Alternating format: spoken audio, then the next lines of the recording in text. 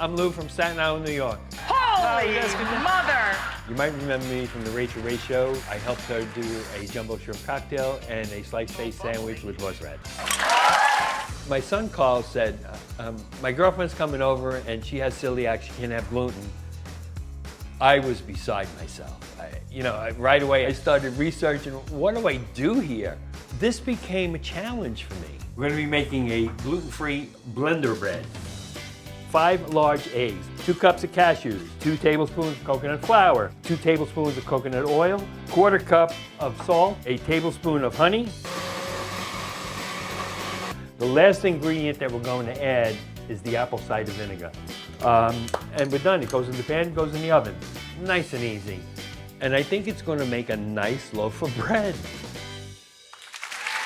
my boyfriend, this is Lou. So Lou, I was saying, I don't know about this one, but I need to educate myself in this world because my mom is now a gluten-free person. Okay. So what did you think? It was simplistic to make. Quick, easy, and the bread is actually good. It doesn't feel like my idea of bread, though. I mean, it's pretty dense. It's dense. I haven't tried it. May I try it? Yeah, please? absolutely. I haven't tried it.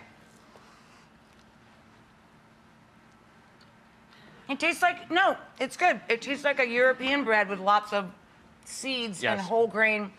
It tastes like a sprouted wheat. Yeah, it's the cashews. Because of the nuts, yep. So for someone who eats this diet all the time, it was a winner. Yes. Tell them what you were telling me, how you started playing around with the flavors. This morning, I can't help myself. I changed things around, so I made some more. So when I had the batter in the pan, I added some chocolate hazelnut, and instead of the honey in the recipe, I used a raspberry syrup. So he basically made... Off the hook. Yeah, like a sundae in the bread. Right. He basically made a sundae in the bread. Yeah. So what's your tip? You have a bonus round tip for us? Yeah, I do actually. One of the things I do, sometimes you get hungry in the middle of the night, you want something, you want to heat up some leftover we're aware. pizza. We've all been in front of the fridge. Yeah. I'll throw a slice of pizza in the microwave, but I put a glass of water in there. And it doesn't make the dough rubbery. I tried it with this, and we're good. So if you're gonna heat it